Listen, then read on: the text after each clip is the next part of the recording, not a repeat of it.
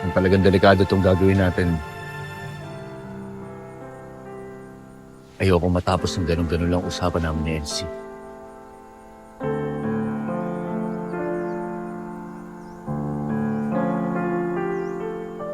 Gusto mo siyang yakapin.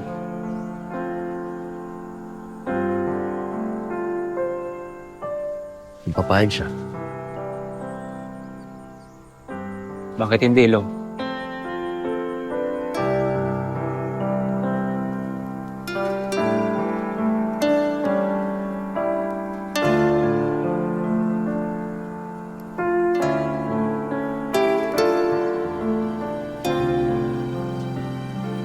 Kaso,